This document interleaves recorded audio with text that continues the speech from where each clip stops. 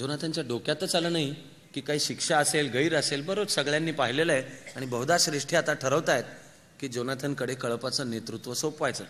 मनामध्ये संकोच होता.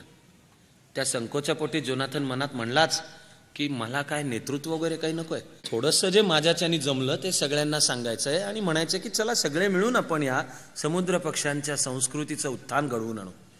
असा डोक्यात विचार करेपर्यंत पुन्हा एकदा श्रेष्ठींचा आवाज कराडला, जोनाथन शरम बाळग आणि सुनावली जाणारी शिक्षा ऐकण्यासाठी मधल्या वर्तुळामध्ये उभा राहा. आता मात्र अत्यंत अनपेक्षितपणे जोनाथनला वाटलं असा लोखंडी गज कोणीतरी आपल्याला आपल्या पंखांच्या खाली, मानेच्या खाली सापकान मारलेला आहे. कोलमडल्यासारखं झालं जोनाथनला. शिक्षा आणि शरम आणि काही कळायच्या आत जोनाथननी म्हणायला सुरुवात केली की अरे बंधूंनो, हा आपला सगळा समाज मला शिक्षा कशाची, तुम्ही पाहिलंय का नाही. तो काही बोलेपर्यंत आवाज काढायला, गप्प बैस, आपलं बंधुत्वाचं नातं तुटलंय. बंधूंनो कोणाला म्हणतोयस. ज्या वेळेला कळपाच्या मध्ये उभा राहा असा आदेश केला जातो त्यावेळेला समुद्र पक्ष्यांच्या संस्कृतीचा संकेत आहे की बोलायचं नसतं, उलटा प्रतिवाद करायचा नसतो, युक्तिवाद करायचा नसतो. गप्प मान खाली घालायची, त्या वर्तुळात उभं राहायचं, सांगितली जाणारी शिक्षा सोसायची. त्याच्याऐवजी जोनाथनने सांगायला सुरुवात केली तळमळीने की अरे असं काय करताय, तुम्ही पाहिलं नाही का आपण काय केलं ते. हे बघ मला हे जमलेलं आहे आणि जरा ऐका, जरा माझं बंधूंनो ऐकून तर घ्या. पुन्हा श्रेष्ठींचा आवाज काढला, गप्प बैस, बंधुत्वाचं नातं तुटलंय, तुला असलेली शिक्षा एकांताच्या त्या कड्याच्या पलीकडे तुला एकांतवास, बहिष्कृत, आजपासून तुला समुद्र पक्ष्यांच्या समाजातून बहिष्कृत करण्यात येतात. प्रतिवाद करायचा नसतो तरी जोनाथन उत्स्फूर्तपणे बोलून गेला की असं काय गुन्हा काय की जीवनाचा अर्थ शोधला, वेगळी वाट पत्करली आणि सांगतोय की बाबांनो मला एकट्याला नाही, आपण सगळे मिळून करा.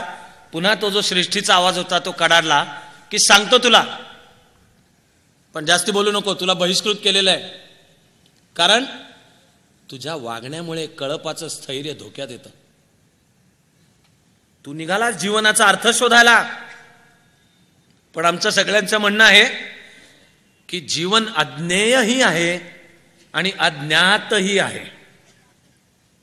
तू म्हणतोस मला जीवन जाणून घ्यायचं, हे बंड आहे, हा विद्रोह आहे. आपण जन्माला का आलो माहित नाही आणि मरेपर्यंत जगायचं असतं एवढंच माहिती आहे. पण तू निघालास त्याचा अर्थ शोधायला, त्यांनी कळपाचं सगळं स्थैर्य धोक्यात येणार आहे. तुझ्या वागण्याकडे पाहून कळपातलं कोणीतरी म्हणणार की मला पण असं करायचंय. मग उठायचं असतं, कळपाचं समूहशास्त्र वापरायचं असतं, न्याहारीला जायचं असतं. तू म्हणतोस की मला जीवन जाणून घ्यायचंय, कळपाचं शास्त्र म्हणतं जीवन अज्ञेय आहे. नुसतं अज्ञेय नाही तर ते अज्ञात आहे. ते जाणून घेऊ, नवी क्षितिज गाठू, हे म्हणणं हाच कळपाविरुद्धचा बंड आहे. चल चालता हो, तुला बहिष्कृत केलेलं आहे. आणि कळपाला आदेश सुटला श्रेष्ठींचा की जोनाथनच्याकडे सगळ्यांनी पाठ फिरवायची.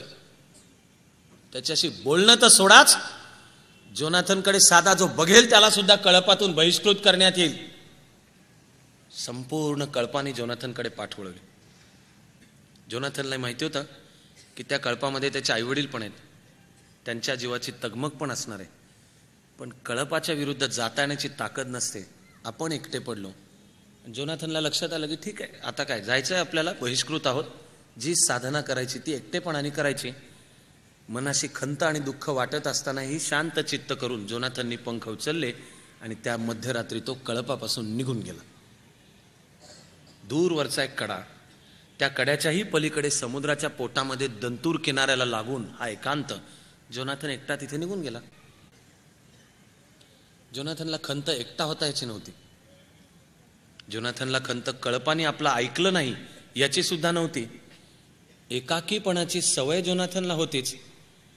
त्याला उलट दुःख वाटत होतं की जीवनाच्या कोणत्या मोठ्या शक्यता आपण खुल्या केल्या होत्या आणि बस आपली असलीच इच्छा या आयुष्यातली आता तर ती होती की त्या सगळ्यांना सांगू आणि म्हणून चला आपण बदलू चित्र आपलं हे. त्याऐवजी त्यांनी आपल्याला फेकून दिलं, जाऊ दे आपण आपली साधना करू. म्हणून त्या एकांत साधनेमध्ये जोनाथन घडून गेला. मग ती साधना करत असताना त्यांनी उड्यांचे, एरोबॅटिक्सचे वेगवेगळे प्रकार शोधून काढे. उलटं कसं उडायचं, आकाशामध्ये वर्ण खाली येताना सावकाश फिरत फिरत 16 फेऱ्या मारत खाली कसायचा. तो असा आकाशातून आलेला बाण समुद्रामध्ये मारल्यासारखा. त्यामुळे जोनाथनला तर कौशल्य प्राप्त झालं की समुद्रात जास्ती खोलवर असणारे मासे, जे जास्ती आकाराला मोठे आहेत, जे जास्ती पौष्टिक अन्न आहे, ते पण सूर मारून कसं पकडायचं. जोनाथनची ही खंत तर वाढली. पोटापाण्याच्या मार्गाला लागलेला हा सगळा समुद्र पक्ष्यांचा थवा हा काय संधी घालवतोय. अरे पोटापाण्याची साधना सुद्धा यामुळे जास्त चांगली करता येईल रे, आपण सगळे मिळून तपस्या करूयात. पण सांगता येणार नव्हतं. आता त्यास जे करत होता त्याचा उपयोग जोनाथनला एकट्याला.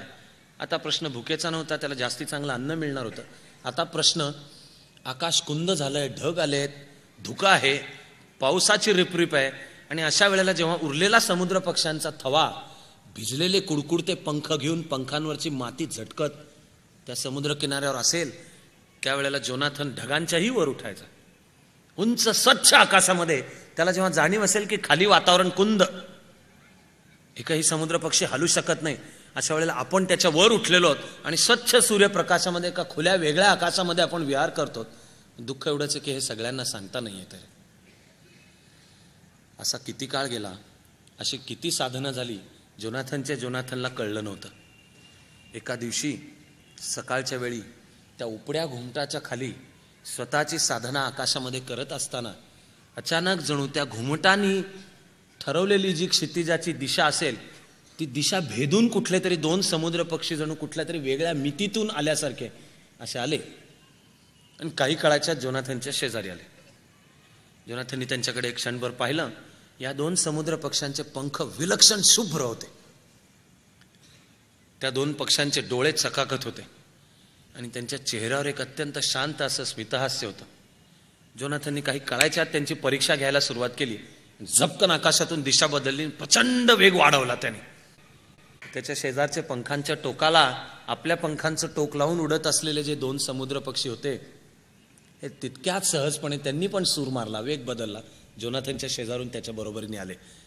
जोनाथन एका क्षणाला चटकन आपला वेग आवरला आणि जवळजवळ एका जागी असा स्थिर झाल्यासारखा मंद वाहणाऱ्या वाऱ्यावर तोललेलं संपूर्ण शरीर, पंखांच्या खालनं फक्त वारं वाहत आहे असं तोललेलं, तितक्या सहजपणाने या दोन्ही समुद्र पक्ष्यांनी पण आपले पंख तोलले. टोका अजून टेकलेलीच होती, ते पण जोनाथनच्या शेजारी एका जागी थांबले. जोनाथननी सरसर सरसर सरसर कोलांट्या उड्या मारल्या. या दोघांनी त्याच्या शेजारनं कोलांट्या उड्या मारल्या. जोनाथन उलटा उलटा उलटा होत समुद्राकडे उतरत आला. हेही दोघं तसे आले. जोनाथनने आकाशातून 16 टप्प्यांचा घरघर घरघर घरघर गोल करत यायचं. हेही दोघं आले. मग एका क्षणाला जोनाथन किनाऱ्यावर उतरला. त्यांनी सुस्कारा सोडला आणि या दोघांना विचारलं, ओके ठीक आहे, कोण आहात तुम्ही? म्हणजे जणू मनामध्ये आपली परीक्षा पास, कोण आहात तुम्ही? या दोघा विलक्षण शुभ्र पांढऱ्या शुभ्र पंखांच्या आणि तेजस्वी डोळ्यांच्या पक्ष्यांनी त्याला सांगितलं की आम्ही तुझे बंधू आहोत.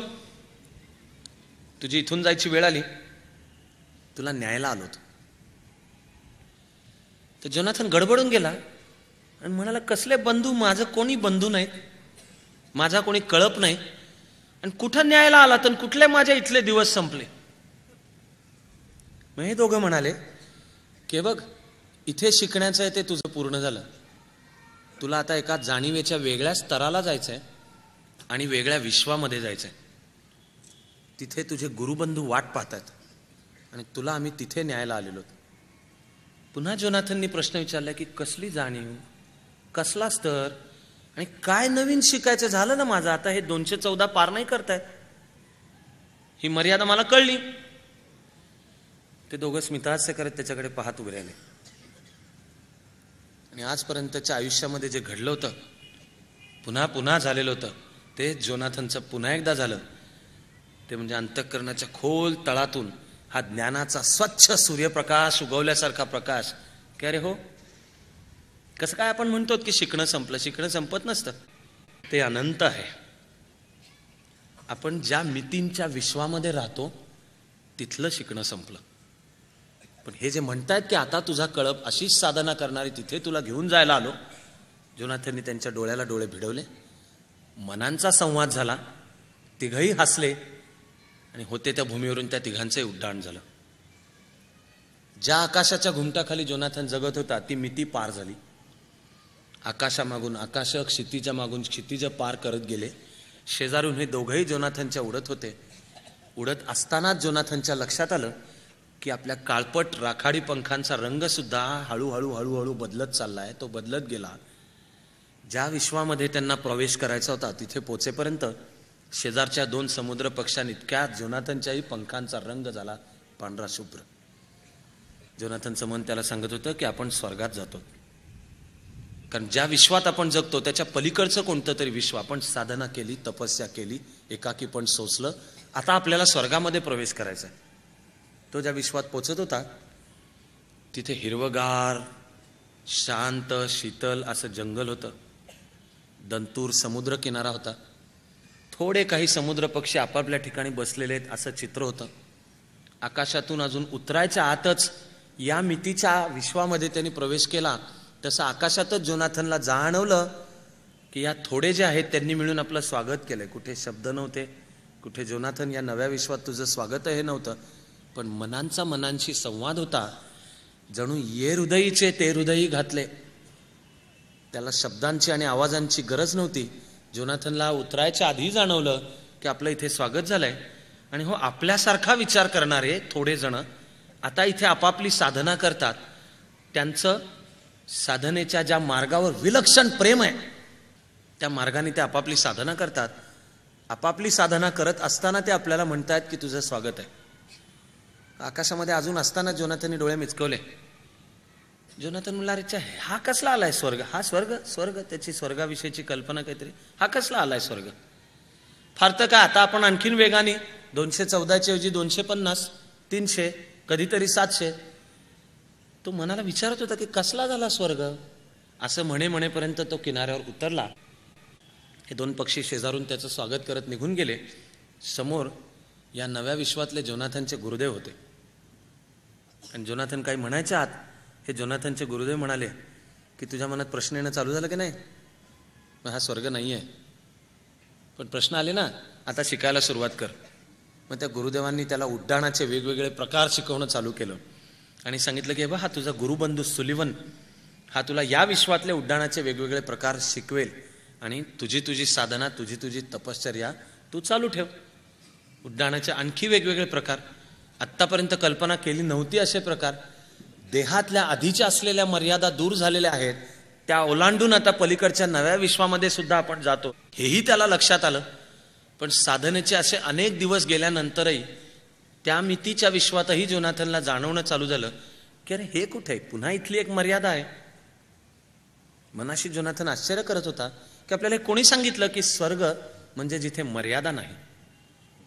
म्हणून एका संध्याकाळी गुरुदेवांच्या भोवती आपापली साधना करणारे 10-12 असे शुभ्र पक्ष्यांचे तेजस्वी डोळ्यांचे समुद्र पक्षी जसे जमलेले असतील तसा चाचरत जोनाथन पुढे सरकला आणि गुरुदेवांना म्हणाला, गुरुदेव प्रश्न विचारायचा, जरा विचारू का?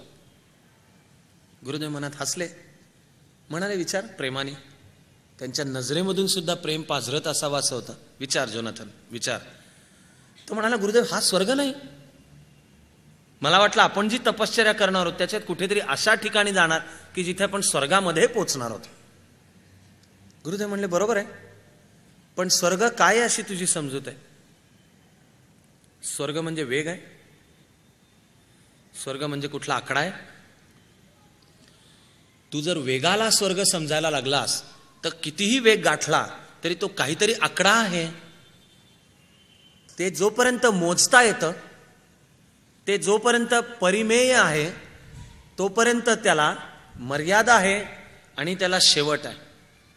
स्वर्ग हे कुठलं स्थळ नाही की जे 3 मितींनी मोजता येतं. जे 3 मितींनी मोजता येतं त्यालाही मर्यादा आहे, मग ते स्थळाचा विस्तार कितीही असो. आणि जोनाथन स्वर्ग म्हणजे काळही नाही, कारण काळही या स्थळाबरोबर चालतो. काळाला स्वतःची मर्यादा आहे. स्थळाच्या पलीकडे, 3 मितींच्या पलीकडे, ही जी 4थी मिती आहे काळ नावाची, त्याच्याही पलीकडे असं जे स्थलातीत आणि कालातीत आहे तो स्वर्ग आहे.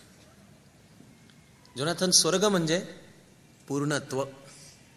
स्वर्ग म्हणजे आपण आपल्याला ओळखून जे क्षेत्र निवडू त्याच्यामध्ये साधना करत पूर्णत्वाचं टोक गाठणे. स्वर्ग म्हणजे बुद्धिमत्ता, स्वर्ग म्हणजे उत्तमता, स्वर्ग म्हणजे प्रतिभा, पण ही सतत करत राहायची असते. तो करत राहा.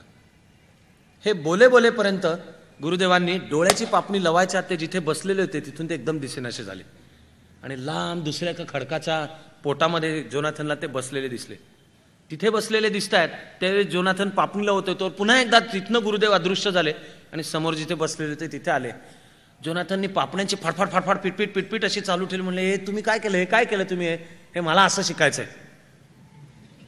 गुरुदेव हसले, म्हणले बरोबर आहे, तुझी शिकण्याची जी आस आहे ते शिकायचं. जोनाथन बाकीचे प्रश्न सगळे विसरून गेला. गुरुदेवानं म्हणलं, मला जमेल का, मला हे काय झालं, तुम्ही एकदम इकडून तिकडे तिकडून इकडे, मला असं करायचंय, जमेल का.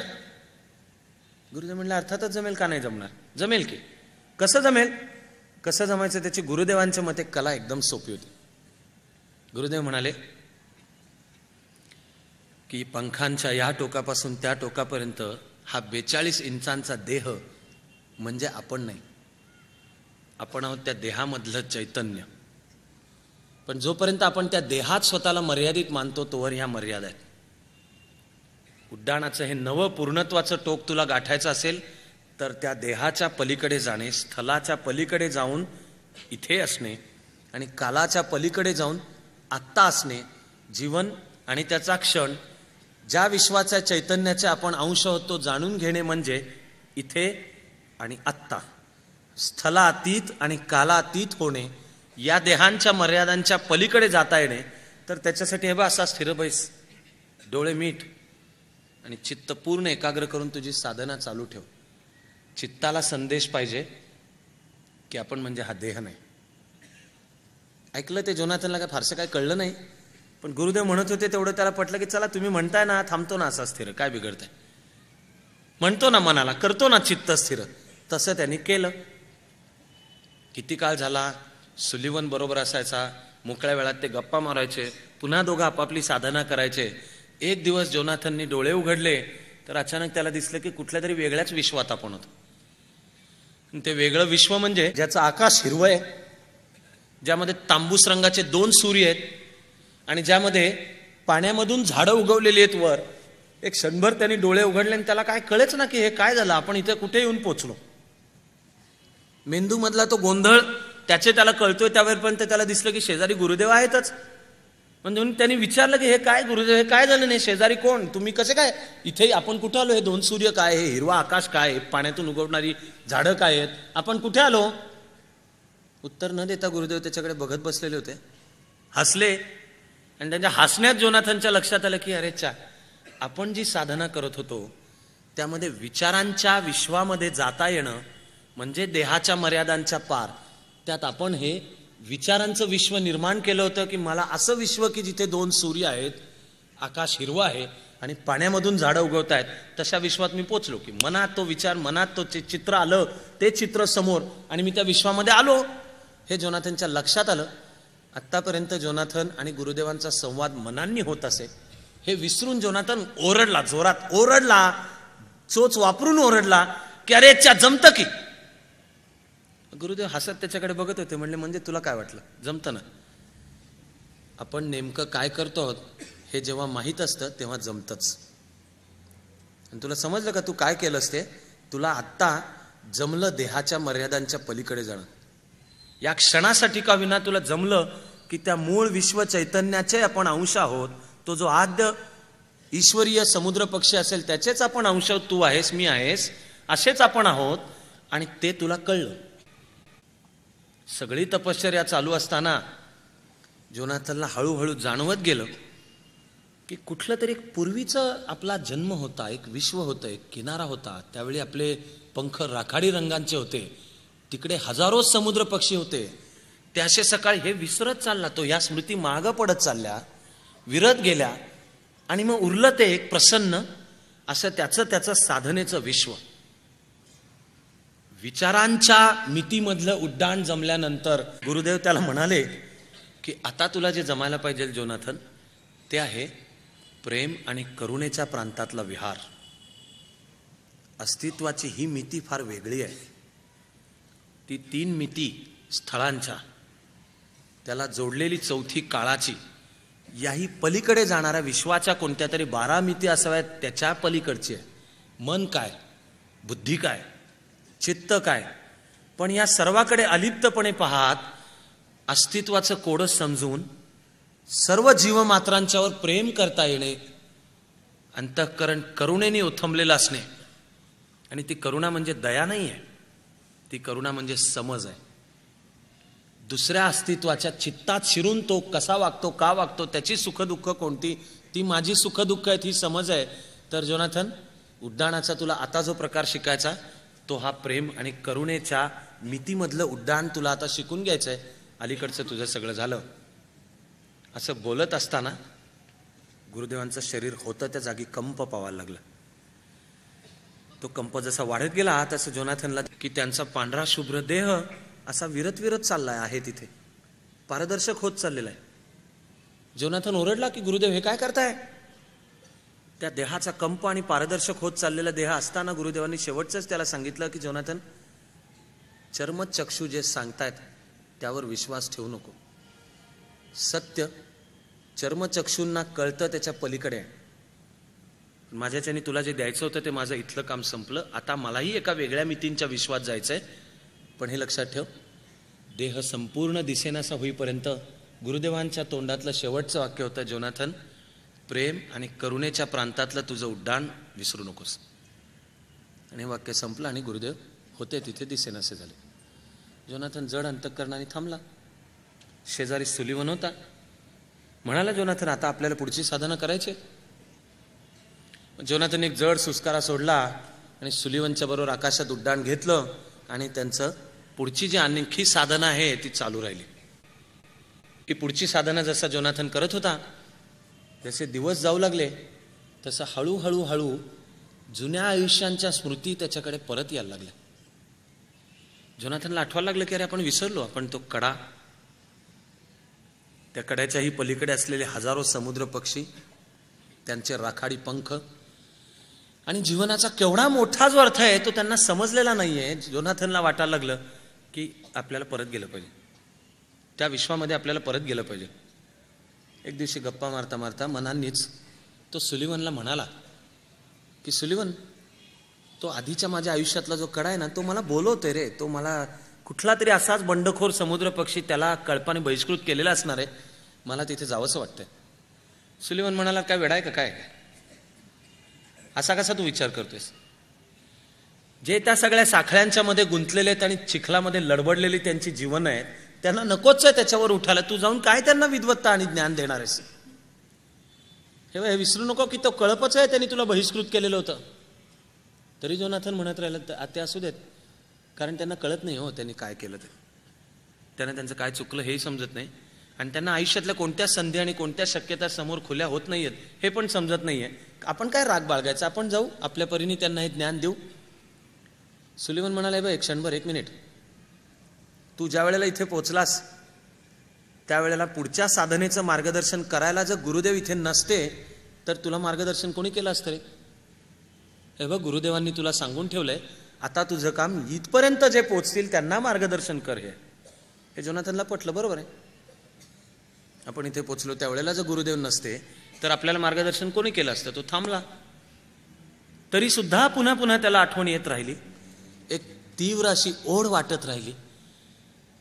अंतःकरण अस्तित्वाच्या तळापासून त्याला सांगत होतं की नाही, गेलं पाहिजे तिथे, नाही, हे जे ज्ञान आहे हे दिलं पाहिजे आणि हे सांगितलं पाहिजे. तो सुलिवनला म्हणाला शेवटी एक दिवस की नाही सुलिवन, मला गेलं पाहिजे तिथे. जोनाथन म्हणाला, सुलिवन, मी इथे आलो त्यावेळेला गुरुदेव इथे नसते तर काय झालं असतं? हा तुझा प्रश्न बरोबर आहे. पण म्हणाला, मला असं वाटतंय की कळपानी ज्या वेळेला मला बहिष्कृत केलं आणि स्वतःच्या एकाकीपणाशी झुंजत मी त्या कड्यावर माझी साधना केली, तिथे जर मला मार्गदर्शन करायला गुरुदेव असते तर जन्मानुजन्मांची माझी कितीतरी तपश्चर्या वाचली असते की रे. तर नाही, मला तिथे परत गेलं पाहिजे. मला म्हणाला, जाताना एकच खंत आहे. ती म्हणेपर्यंत सुलिवनला समजलेलं होतं. सुलिवन म्हणला, मला माहिती आहे इथे आल्यापासून तुझ्या मनात हा प्रश्न आहे की इथे इतके कमी जण कसे काय? अरे हा किनारा तपस्या करणाऱ्या साधकांनी भरून गेला पाहिजे. तर कोणीतरी 10-12 जण जो तो आपापली साधना करत बसलाय, हे कसं काय? आणि माझ्या मनात हे सगळे प्रश्न कसे काय? तर सुलिवननी त्याला समजावून सांगितलं की खरोखरच तू जरा इतरांच्या पेक्षा तू वेगळा आहेस. का वेगळा आहेस रे? काय झालं? तर या राखाडी रंगांच्या पंख घेऊन जे जगतो आपण 42 इंचांच्या देहामध्ये, त्यामध्ये जन्माला येणे, वयाबरोबर वाढणे, उत्पत्ती, स्थिती आणि लय असं जीवन जगणे, ते करत असताना पोटापाण्यासाठी जगणे, यापेक्षा काही वेगळं जग आहे हा मुळात प्रश्न पडायला जन्मानुजन्म जावे लागतात. असे जन्मानुजन्म गेल्यानंतर ज्या थोड्या जणांना प्रश्न पडतो त्यातले फार कमी जण त्याची उत्तरं शोधायची साधना करतात. असे साधना जे थोडे जण करतात त्यातल्याही पुन्हा फार थोड्या जणांना वेगवेगळ्या मितींमधली ही उत्तरं सापडतात. आणि आम्ही हजारो जन्म पार करत, तपश्चर्या करत कधीतरी इथपर्यंत पोचतो. तू हा सगळा प्रवास एकत्र केलास म्हणून तुला आठवत राहतं की पूर्वीचं असं असं होतं. आणि तू हा सगळा प्रवास एकत्र केलास म्हणूनही तुला त्या जुन्या आयुष्यांच्या आठवणी आहेत. सुलिवन म्हणला, तुला का जमलं माहितीये का? तुला जोनाथनच्या मनाला उत्तर माहित होतं, पण मनांच्या शब्दात सुलिवन म्हणाला उत्तर त्याला की तुला ही साधना एका जन्मात करता आली कारण तुला शिकण्याची भीती नाही आणि नवीन शिकण्याच्या भोवती तुझा अहंकार कोश तयार करत नाही. एक आपण शिकलो जमलं की आपल्या अस्तित्वाचा अहंकार त्याच्या भोवती कोशाने वेढतो की चला हे एवढं जमलं, आता तो कोश फोडून पुन्हा नव्या जगात कुठं जा. त्यात आव्हान आहे, त्यात अनिश्चितता आहे, धोका आहे, त्यात यश मिळेल का नाही माहिती नाही, पण तू दरवेळेला नवीन शिकलास आणि अहंकाराचा तो कोश तयार न होऊ देता तो फोडलास, नवं शिकायला पुढे, म्हणून एका जन्मात तू इथपर्यंत पोहोचलास. आणि सुलिवननी सुस्कार सोडला, म्हणला ठीक आहे, तुला तुझ्या तोंडाला कोण लागणार बाबा, तू म्हणतोयस परत जायचं जा, पण बाबा रे तुझी आम्हाला आठवण येत राहणार, हा जरा तुझा विरह आम्हाला सहन नाही होणार. जोनाथन सुलिवनला म्हणला, सुलिवन का वेडा का काय तू रे बाबा, आपल्याला गुरुदेवांनी काय शिकवलं? 3 मितींच्या स्थळांच्या विश्वाच्या आपण पलीकडे जाण्याची साधना केली, याचा अर्थ आपण कुठे आहोत? इथेच आहोत. आणि सर्व काळ हा इतरांच्या दृष्टीने तुकडा असतो. ते एका भागाला भूतकाळ म्हणतात, ज्यात जगतो, आणि जाणाऱ्या क्षणाला वर्तमान काळ म्हणतात, आणि त्यांना जो अजून आलेला नाही वाटतो त्याला भविष्यकाळ म्हणतात. पण काळ आहे तो अनादि आहे आणि अनंत आहे, अखंड आहे. हे आपल्याला कळलेलं नाही काय? मग जर आपल्याला 3 मितींच्या स्थल विश्वाच्याही पलीकडे जाता आलं तर आपण कुठे आहोत? इथेच आहोत ना. आणि कालातीतही होता आलं आणि आपल्याला तिन्ही काळांच्या मधून उड्डाण गुरुदेवांनी शिकवलं तुला आणि मला, तर आपण कुठे आहोत? आत्ता आहोत, इथे आहोत. कसला रे विरह? मी कुठं लांब चाललोय? तुला असं नाही का वाटत की कुठल्याही क्षणाला डोळे मिटून इथे आणि आत्ता आपण एकमेकाला भेटू शकतो? सुलिवन म्हणाला, निरोप देतो, अच्छा ठीक आहे, निघ. जोनाथननी डोळे मिटले, चित्त एकाग्र केलं आणि तो कळपाचा बहिष्कृत पक्षी येण्याचा जो किनारा होता त्या किनाऱ्यावर त्या मितीमध्ये अवतीर्ण झाला. त्याला दिसला एक तरुण समुद्र पक्षी जो पंखांची फडफड करत कोलांट्या उड्या मारत त्या बहिष्कृत किनाऱ्याच्या दिशेने, कड्याच्या दिशेने येतच होता, शिव्या देत संतापाने असा धगधगत असलेला, अख्ख्या कळपाला शिव्या देत होता. बेकारेच सालेच्या आयला अक्कल नाही त्यांना, नालायक लेखाचे कोणी, असे सगळे धग संतापाने भरलेला. काय केलं म्हणला मी? फार तर श्रेष्ठींच्या भोवती 3 कोलांट्या उड्या मारल्या. यांनी मला हाकलून दिला. काय वागण्याची पद्धत झाली? एवढं पण काय काय जगणं आहे काय? काय हे असं चालत राहायचं, हे पकडायचे, असा चिड संतापानी करत असे. मूर्ख आहेत, नालायक आहेत, बघून घेईन एकेकाकडे. हे होईपर्यंत जोनाथन त्याच्या शेजारी आला आणि फ्लेचरच्या मेंदूतच मुळी शब्द ऐकू आले की फ्लेचर, त्यांच्यावर रागू नको एवढा. तुला बहिष्कृत केल्याने नुकसान तुझं झालेलं नाही, त्यांचं झालेलं आहे. आणि हे बा उलट तुला असं उडायला शिकायचं आहे का की एक ना एक दिवस त्या संपूर्ण कळपाला तू क्षमा करू शकशील की ते वागतायत, ते अज्ञानातून वागतायत, मनातला हा संताप आवर. पण हे बोलत असेपर्यंत, मेंदूत ऐकत असेपर्यंत फ्लेचरनी मान वळवलीन पाहिलं. हा जोनाथन पांढऱ्या शुभ्र पंखांचा, तेजस्वी डोळ्यांचा, चेहऱ्यावर स्मितहास्य ठेवून शांत चित्ताने फ्लेचरकडे पाहत होता. फ्लेचरच्या त्या इवल्याच्या मेंदूमध्ये गोंधळ उडाला सगळा की अरे काय चाललंय काय? तू कोण? मी कोण? मी कुठे आलो? आणि तुझं हे काय चाललंय काय? मग जोनाथननी त्याला भर उडण्याचे वेगवेगळे प्रकार करून दाखवले आणि फ्लेचरला विचारलं की असं उडणं तुला शिकायचंय का? फ्लेचर म्हणला, विचारतो काय, इथपर्यंत आलो नाही, असं शिकण्याच्या नादातच माझ्यावर ही वेळ आली, चल मला शिकव. जोनाथननी फ्लेचरला उड्डाणाचे वेगवेगळे प्रकार सांगणं शिकवणं चालू केलं. फ्लेचरची साधना चालू झाली. हळूहळू काही दिवस गेले तसे आणखी 6 समुद्र पक्षी बहिष्कृत होऊन येऊन मिळाले. सगळे तरुण, मार्टिन, येल, वांग, 7 तरुण समुद्र पक्षी आणि एकटा जोनाथन, असा तो 8 कळप बहिष्कृतांच्या कड्याच्या टोकाला आपापली साधना करत होता. फ्लेचरला तो शिकवत होता. अचानक एक दिवशी जोनाथननी या सगळ्या 7 जणांना सांगितलं की त्या कळपाकडे जायची आपली वेळ झाली. सगळे समुद्र पक्षी दचकले. हे 7 जण काय बोलतोय हा? कळपाकडे जायची वेळ झाली? कळपाने आपल्याला हाकलून दिलं. कळपाला आपण तिथे गेलेले नकोय आणि तिकडे कुठे जायची आपली वेळ झाली आहे. पण दुसऱ्या कोणाचं काही न ऐकता जोनाथननी आधी उड्डाण घेतलं आणि आकाशातून तो निघालाच. फ्लेचर सहित इतर 7 जण जे होते त्यांच्या मेंदूमध्ये संभ्रम आणि गोंधळ उडाला. कळपाचा कायदा म्हणतो की ज्याला एकदा बहिष्कृत केलं तो कळपामध्ये परत येत नाही. जोनाथनचा कायदा सांगतो की आपण स्वतंत्र आहोत, आपण मुक्त आहोत, आपल्याला रोखणार कोण? हे बघ, आपल्याला जायचं ठरलंय ना, आपण जाऊ शकतो ना आपल्याला हव्या त्या किनाऱ्यावर. जोनाथन दूर चाललेला होता. फ्लेचरनी बाकीच्या 6 जणांना सांगितलं की बाबांनो, आपल्याला याची काही उत्तरं माहिती नाहीत, पण तो जो येडा तो चाललाय पुढे एकटाच तिकडं, तो किनाऱ्यावर उतरला तर मारतील त्याला, निदान त्याच्या संरक्षणासाठी म्हणून आपण बरोबर गेलं पाहिजे. त्यामुळे मागचा पुढचा बाकी काही विचार न करता हे 7 तरुण समुद्र पक्षी आकाशामध्ये उडाले आणि संपूर्ण आकाशामध्ये त्यांनी 2 हिरे आखल्याचा आणि आकाशातून सरसरत येणारी अशी एक पांढरी शुभ्र सूर्य असावी तसा आकार करून ते आकाशातून निघाले. वेळ सकाळची. समुद्र पक्ष्यांच्या थव्यामध्ये किनाऱ्यावर न्याहारीच्या कळपाचा संदेश पसरलेला होता. राखाडी रंगांचे पंख घेऊन हजारो समुद्र पक्षी आता निघालेले होते. त्या हजारोच्या हजारो जणांनी पाहिलं की समुद्र पक्ष्यांच्या इतिहासात घडली नाही अशी गोष्ट प्रथम घडतीये. बहिष्कृत केलेले 8 समुद्र पक्षी आकाशातून आपल्या दिशेने येत आहेत. संपूर्ण कळपामध्ये ठक्क होऊन एक संभ्रम पसरला की ज्यांना बहिष्कृत केलं होतं ते परत आले. आणि काय करायचं हे आजपर्यंत घडलेलं नाही कधी. त्या संभ्रमामध्ये कळपांच्या श्रेष्ठींचा आवाज घुमला की सगळेजण त्यांच्याकडे पाठ फिरवा, त्यांच्याकडे जो बघेल त्याला शिक्षा होणार आहे आणि आपापल्या कामांना चला.